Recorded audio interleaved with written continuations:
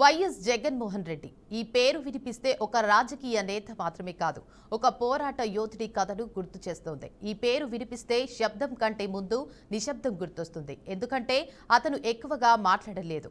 ఎన్ని అవమానాలు ఎదురైనా, ఎన్ని విమర్శలు వచ్చినా, ఎన్ని ఆరోపణలు ఎదురైనా అతను వెనక్కి తగ్గలేదు. ఈ రోజు ఆయన పుట్టినరోజు సెలబ్రేషన్ కన్నా ఎక్కువగా ఒక ప్రయాణాన్ని గుర్తు చేసుకునే రోజు.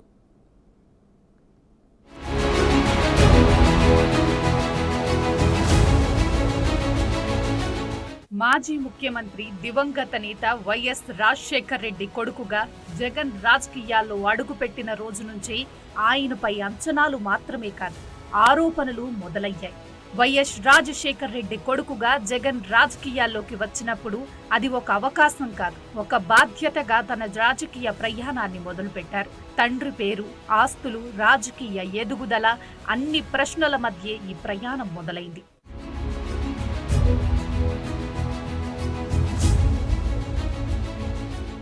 అయితే కడప ఎంపీగా గెలిచిన వెంటనే జగన్ పై విమర్శల వర్షం పెరిగింది. తండ్రి పేరుతో రాజకీయాల్లోకి వచ్చి గెలిచారు, వైఎస్ఆర్ అనే పేరు లేకుంటే జగన్ అనేవాడు లేడు అని ప్రత్యర్థులు విమర్శల వాని పెంచారు.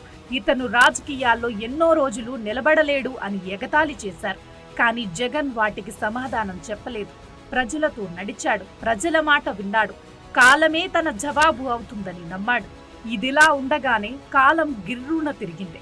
జగన్ తండ్రి వైఎస్ రాజశేఖర్ రెడ్డి ఓ కార్యక్రమానికి విమానంలో వెళ్తుండగా సడన్ గా రాడర్తో విమానం సిగ్నల్స్ తెగిపోయాయి. కానీ తన తండ్రి వైఎస్ఆర్ చనిపోయిన 2 రోజులు ఏం జరిగిందో అర్థం కాలేదు. ఏం చెయ్యాలో ఏం చేయకూడదో కూడా తెలియలేదు. ఎటు తేల్చుకోవాలో అర్థం కాలేదు. ఓవైపు తండ్రి డెడ్ బాడీ, మరోవైపు రాజకీయ చదరంగం. ఆ కుటుంబంలో మరోసారి నిశ్శబ్ద వాతావరణం ఆవహించింది.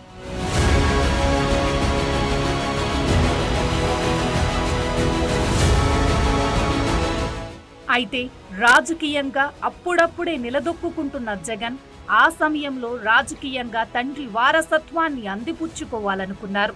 అందులో భాగంగా కుటుంబ సభ్యులతో చర్చించి ఓ కీలక నిర్ణయం తీసుకున్నారు.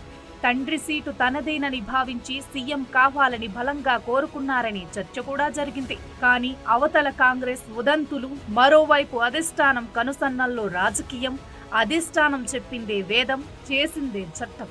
అలాంటి పరిస్థితుల్లో జగన్ తీసుకున్న నిర్ణయం అమలవుతుందా లేదా అనే భయం లోపల.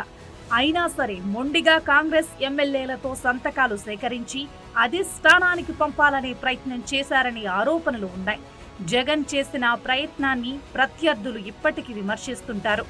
ఓ పక్క తండ్రి శవాన్ని పెట్టుకుని, మరోపక్క పదవి వ్యామోహంతో సీఎం సీటు కోసం సంతకాలు సేకరించారనే ఆరోపణలకు జగన్ ఇప్పటికీ ఎదుర్కొంటూనే ఉన్నారు. మొత్తానికి అది కాలం తనకు పెట్టిన ఒక కఠినమైన జీవిత పరీక్ష అనే చెప్పవచ్చు. అయితే వైఎస్ఆర్ అకాల మరణం జగన్ను మరింత అగాధంలోకి నెట్టిందని చెప్పవచ్చు.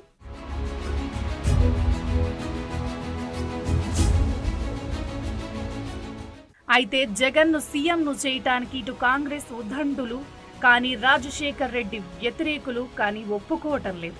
మరోవైపు అధిష్టానం కూడా జగన్కి రాజకీయంగా అనుభవం లేదని, జగన్ను సీఎంను చేస్తే దేశంలో తప్పుడు సూచనలు వెళ్తాయని పునరాలోచనలో పడిన కాంగ్రెస్ అధిష్టానం జగన్ను కాదని రోషయ్యను తాత్కాలిక సీఎం సీట్లో కూర్చోబెట్టింది.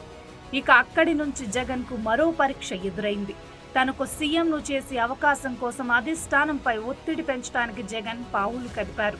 అయితే అప్పటికే వైఎస్ఆర్ మరణాన్ని తట్టుకోలేక రాష్ట్రంలో ఎంతో మంది గుండె ఆగిపోయి చనిపోయారని చర్చ ఉంది.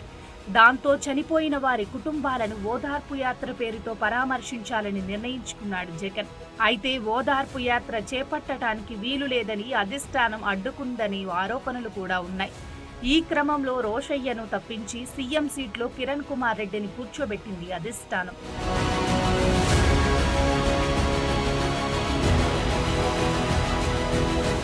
తన తండ్రి వారసత్వాన్ని నిలబెట్టుకోవటానికి ఎట్టి పరిస్థితుల్లో సీఎం సీట్లో కూర్చోవాలని కంకణం కట్టుకున్నాడు జగన్. ఈ క్రమంలో తనను సీఎంగా చేయకుంటే తన దారి తాను చూసుకుంటానని అధిష్టానానికి తెలియజేసి అధిష్టానంపై తిరుగుబాటు జెండా ఎగురవేశాడనే చర్చ ఉంది. అనుకున్నట్టే జగన్ సొంత పార్టీని స్థాపించుకున్నాడు. అదే వైఎస్ఆర్సీపీ. తన తండ్రి పేరు కలిసేటట్టు వైఎస్ఆర్ కాంగ్రెస్ అని పేరు పెట్టుకుని ఓదార్పు యాత్ర పేరుతో రాష్ట్రమంతా తిరిగారు.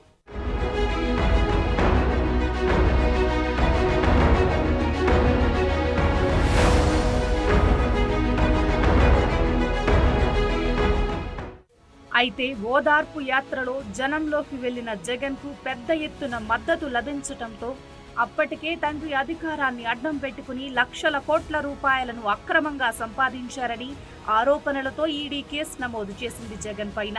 దానితో జగన్ 16 నెలలు ఒంటరిగా జైలు గోడల మధ్య బ్రతకాల్సి వచ్చింది. ఈ క్రమంలో జగన్ మరింత రాటుదేరారు. జైలు నుండి బయటకు వచ్చి మళ్లీ ఓదార్పు యాత్రలో ప్రజల్లోకి వెళ్లాడు. దేవుడి దయ, ప్రజల దీవెన ఉంటే సీఎం సీట్లో కూర్చుంటానని జగన్ ఒక్కటే నమ్మాడు. అదే దేవుడి దయ, ప్రజలు దీవెన అని పదే పదే ప్రజలకు చెప్తూ ప్రజల అభిమానాన్ని చూరగొన్నారు. మరోవైపు బలమైన ప్రతిపక్షంతో పాటు స్వపక్షంలో కూడా జగన్ పై అవినీతి ముద్ర వేయటంతో జగన్ ఒంటరి అయిపోయాడు. అది కాక రాష్ట్రం విడిపోవటంతో మరోసారి జగన్ను దురదృష్టం వెంటాడింది.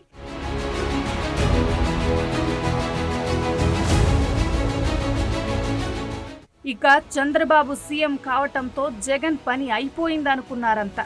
కానీ ఒక్క ఛాన్స్ అంటూ జనంలోకి మరోసారి సానుభూతి పెంచేలా వెళ్లారు జగన్. దాంతో ఒక్క ఛాన్స్ ఇద్దామని జనం కూడా డిసైడ్ అయ్యారు. 2019లో జగన్ తన అనుకున్న లక్ష్యం సీఎం అవ్వాలని కలని సాధించారు.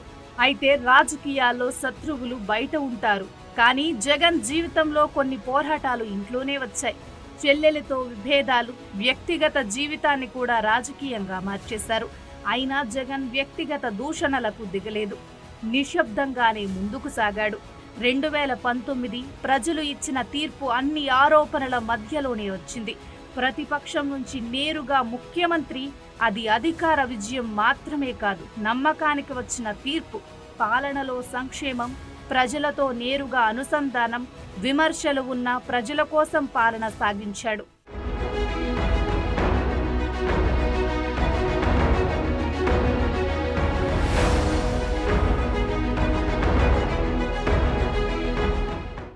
అధికారం శాశ్వతం కాదు, జగన్కు అది తెలుసు. సీఎం పదవి పోయినా ఆయన పోరాటం ఆగలేదు. ప్రతిపక్ష నాయకుడుగా కూడా అదే సహనం, అదే నమ్మకం. ఇది ముగింపు కాదు, ఇంకో దశ మాత్రమే. వైఎస్ జగన్మోహన్ రెడ్డి ఆరోపణల మధ్య నడిచాడు. జైలు గోడలను చూశాడు, అవమానాలు ఎదుర్కొన్నాడు. అయినా ప్రజలపై నమ్మకం కోల్పోలేదు. తన ప్రయాణాన్ని ఆపలేదు. నిశ్శబ్దంగా కానీ గట్టిగా ముందుకు సాగుతున్నాడు. ఈరోజు వైఎస్ జగన్మోహన్ రెడ్డి పుట్టినరోజు కేక్ కట్ చేసే రోజు మాత్రమే కాదు, ఒక పోరాటాన్ని, ఒక సహనాన్ని, ఒక నమ్మకాన్ని గుర్తు చేసే రోజు. ఈ పుట్టినరోజు మరో ఆశకు, మరో ప్రయాణానికి ఆరంభం కావాలని కోరుకుందాం.